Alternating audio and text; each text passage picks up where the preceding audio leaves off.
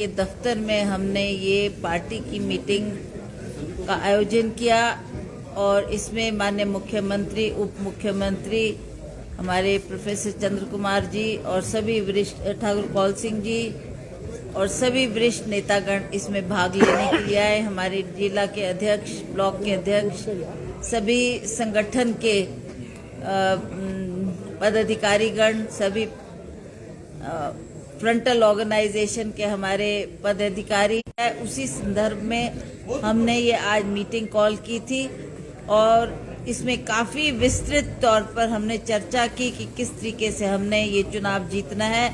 जल्दी से जल्दी हमारे कैंडिडेट्स का चयन होना चाहिए ताकि हम मैदान में उतरे और इलेक्शन को जीतने के लिए हम कदम उठाए। इसके लिए हमने इस पर चर्चा की और सभी के सुझाव जो आए हैं उन सुझावों को हमने गहनपूर्वक उसका निरीक्षण किया है और हम चाहते हैं कि उन बातों को ध्यान में रखते हुए हम जल्दी चुनाव के मैदान में उतरेंगे और ये प्रयास करेंगे कि जो ये भाजपा एक झूठ का सहारा लेकर जनता के दरबार में जा रही है, तरह तरह में लोगों की भ्रांतियां फैलाई रही है। सभी जानते, हिमाचल प्रदेश की जनता ये जानती है कि हिमाचल प्रदेश की सरकार ने इतना बड़ी आपदा का सामना किस तरीके से किया।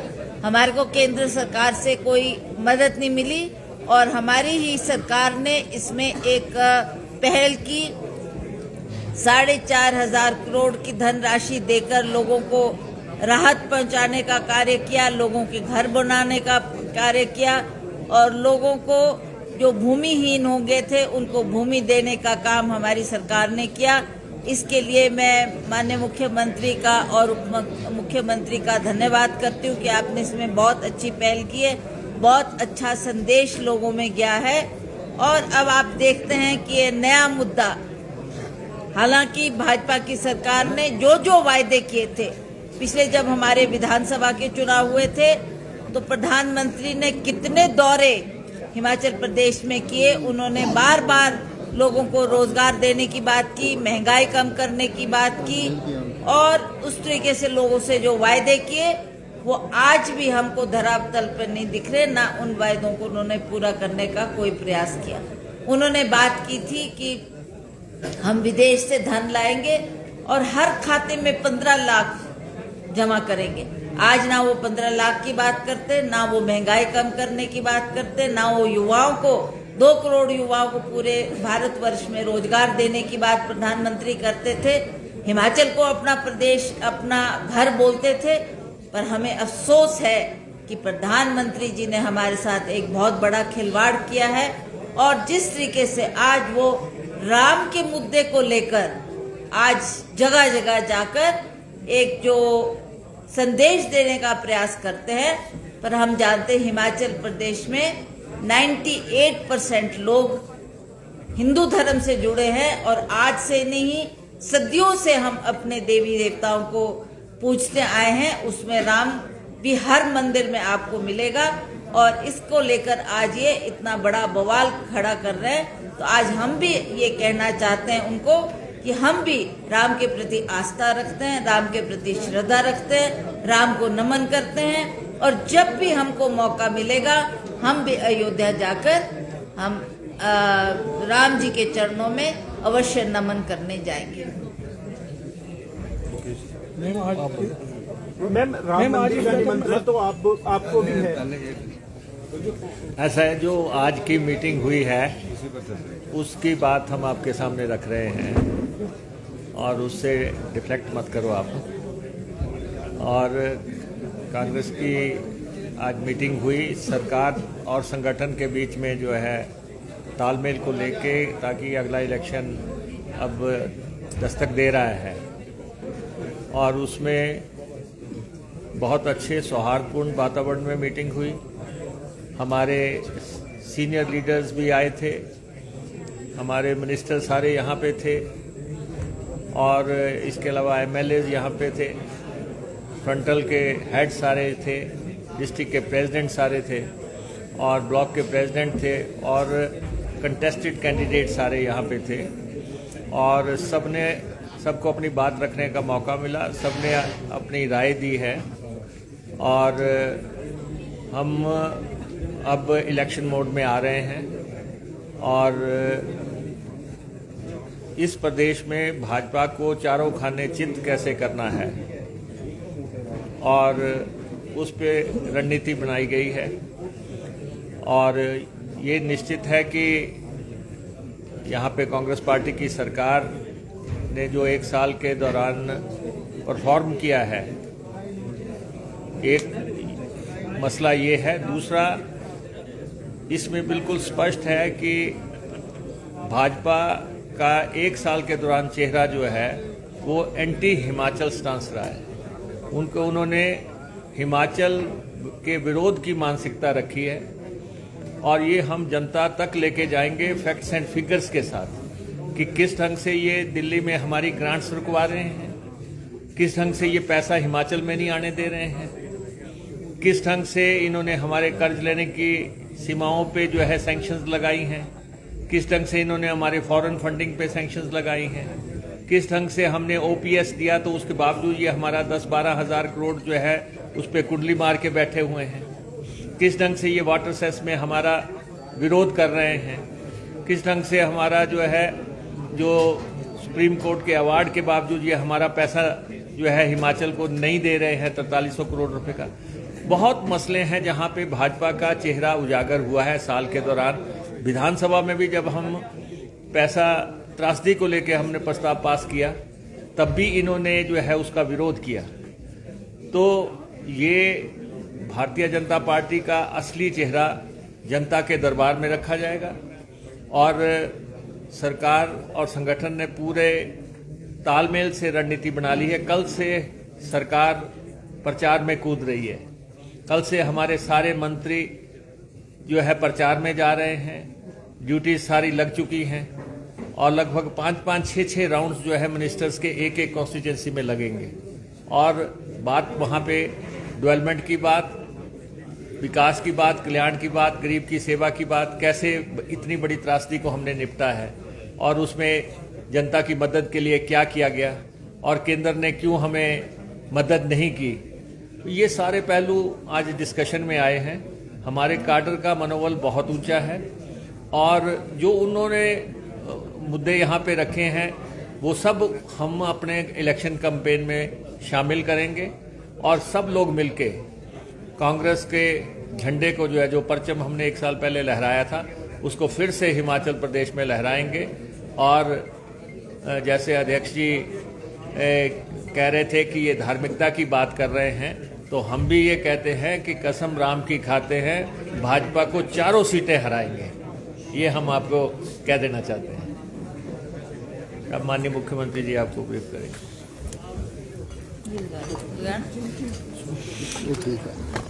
आज की हमारी प्रदेशाध्यक्ष ने बैठक बुलाई थी, उसमें हमारी कैबिनेट के सभी मुख्यमंत्री महोदय मुकेश जी और सभी कैबिनेट के सदस्य पार्टिसिपेट किया और सब नेताओं ने अपनी, हमारे तकरीबन सभी जिलाध्यक्षों ने अपनी बात रखी, ब्लॉक अध्यक्षों ने अपनी बात रखी, सीनियर लीडर्स ने अपनी बात रखी। सब में एक बात के तो समानता है। जी हमारे फाइनेंशियल वाइट पेपर के अध्यक्ष भी थे, जो बातें उन्होंने ध्यान में लाई, बीबीएमबी में से हमने 4300 करोड़ का एरिया लेना है, जिसको सुप्रीम कोर्ट ने अवार्ड पास कर दिया है।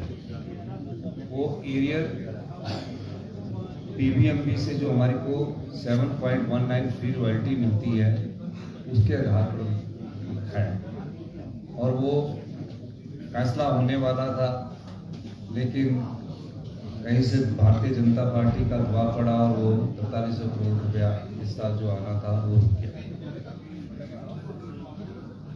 ऐसा पहली बार देखा गया कि उत्तराखंड में इनकी सरकार है, सिक्किम और जम्मू कश्मीर में गवर्नर रूल है। जब हमने वाटर सेस बिल पास किया है और उसमें हमने वाटर सेस जो नियम है, कानून है, हमारा स्टेट है, वाटर रॉ मटेरियल है, फिश गुड, बिजली होती है, उसमें हमारा अधिकार बनता है। वाटर सेस के मामले में भारतीय जनता पार्टी के उत्तराखंड और जम्मू कश्मीर में तो वो केंद्रीय उपक्रम जो थे उनके, चाहे एनटीपीसी है, चाहे एसजेवीएनएल है, चाहे एनएचपीसी है, वो तो कोर्ट में गए नहीं।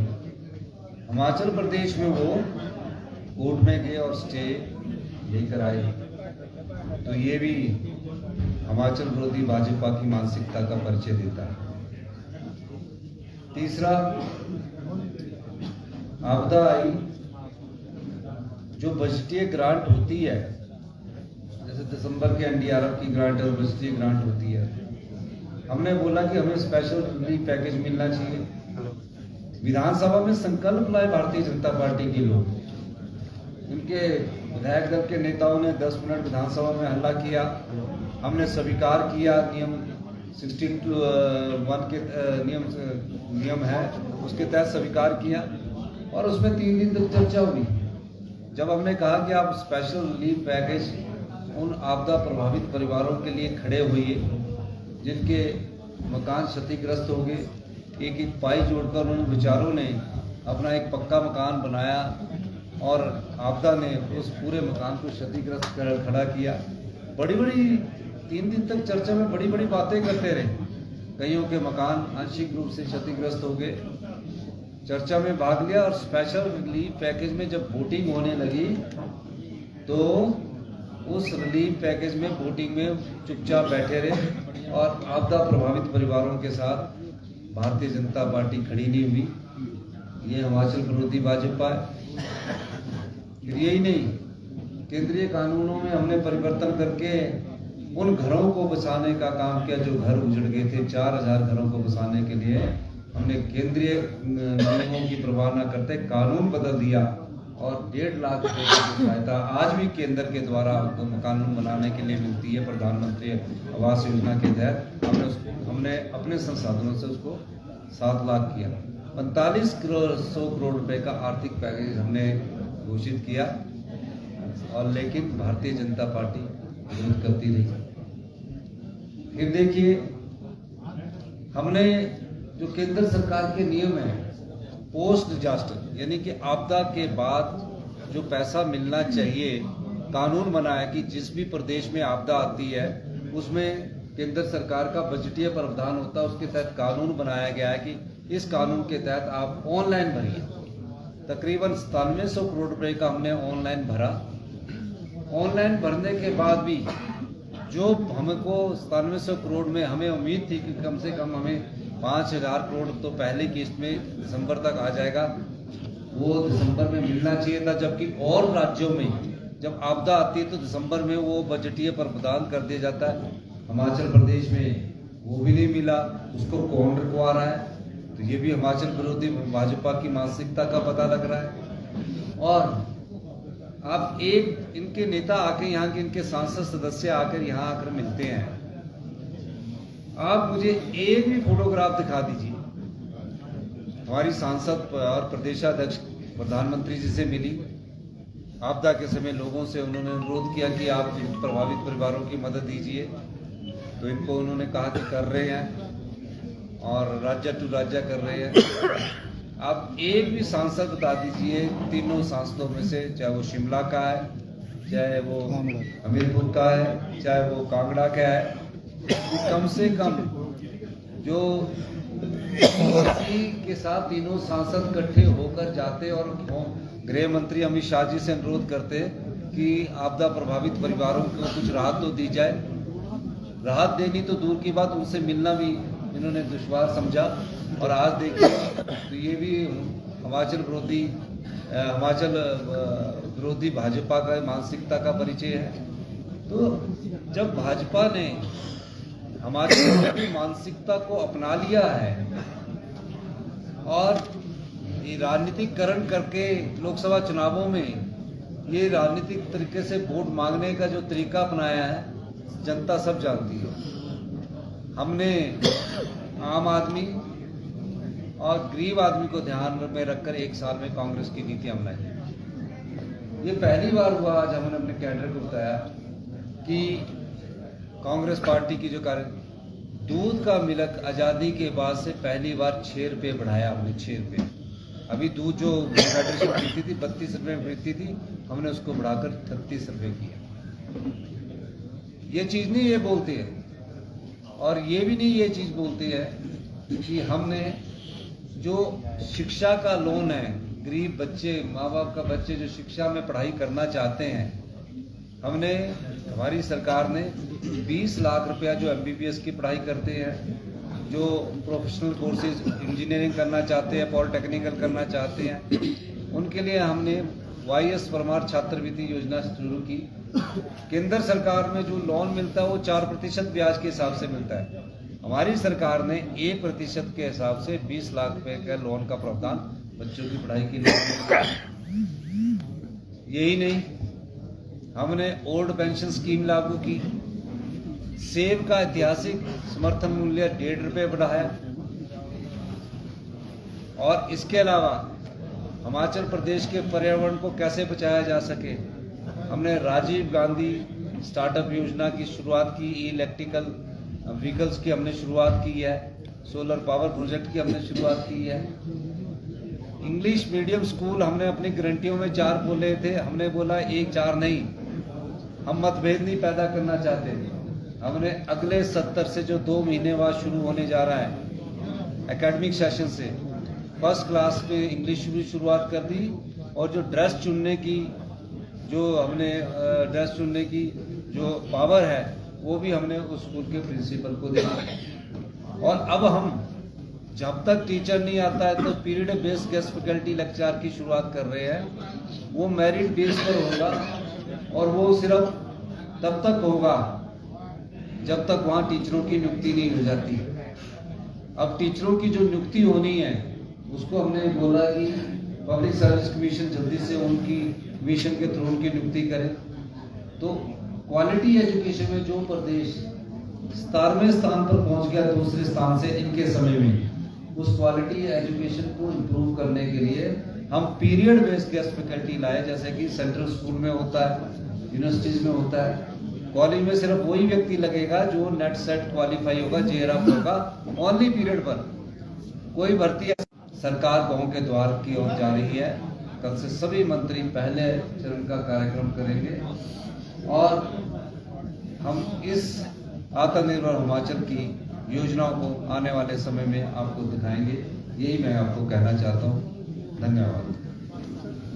सर, राष्ट्रीय नेतृत्व भी क्या हिमाचल का दौरा करेगा या इस तरह के? नहीं, नेचुरली है, चुनावों के वक्त में भी 4-5 महीने हैं, राष्ट्रीय नेतृत्व भी करेगा। लेकिन हमारी प्रदेशाध्यक्ष ने अच्छा कदम उठाया कि सब लोगों को, मंत्रियों को बुलाकर आज बैठक की है, तो हम लोग आपस में भी चर्चा कर रहे हैं।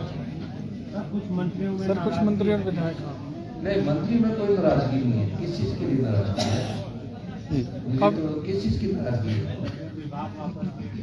नहीं, विभाग कोई वापस नहीं है, ये आप गलत कह रहे हो कि विभाग वापस लेंगे। जो मेन विभाग है वो सबके मेन विभाग लिए, जो एडिशनल, पहले तो आप पत्रकार है, आपको ये जानकारी लेनी चाहिए। 3 मंत्री में हर्षवर्धन जी, पांडिचेरी जी आ जाना है, और रोहित जी बात है। सर, हर्षवर्धन जी तो जनसभा कर रहे हैं अपने क्षेत्र। अब आगे होंगे, आज शाम आ जाना था उन्हें, तो आज सवेरे आज शाम को उन्होंने हुआ तो, और रिंदर राणा जी, और उन्होंने मुझे फोन करके बताया नहीं, कोई ऐसी बात नहीं है। और अपने उनका नेशनल लेवल पर भी ड्यूटी है शामिल होगी, ये भी आपको याद नहीं। तो जब पूरी स्टेट की लीडरशिप टॉप की बैठी हो तो ये लोग जा सकते हैं। ऐसा नहीं होता कि मीटिंग में सारे आए, कई बार तो हम भी अपसेंट हो सकते हैं। वहाँ पर बनाया हुआ कार्यक्रम के चंद्रकुमार जी अपसेंट हो सकते हैं, धनराम जी अपसेंट हो सकते हैं, कार्यक्रम होते हैं। धन्यवाद। सर, लोकसभा चुनावों को लेकर आपको लगता है कि भाजपा तो काफी समय से तैयारी कर रही है, कांग्रेस की तैयारी पूरी नहीं? देखिए, उनकी तैयारी करना दायित्व भी विपक्षी पार्टी है, पर 1 साल में जो उन्होंने अपनी मानसिकता का परिचय दिया है वो हिमाचल विरोधी भाजपा मानसिकता का परिचय दिया, इसमें कोई दो राय नहीं। धन्यवाद। सर, लोकसभा चुनाव में नए चेहरों को उतारेंगे या पुरानों पर विश्वास करेगी कांग्रेस? हम हाथ क्यों उतारेंगे? नहीं, लोकसभा के चुनाव में हाथ क्यों उतारेंगे? धन्यवाद और हाथ को ही बताइए।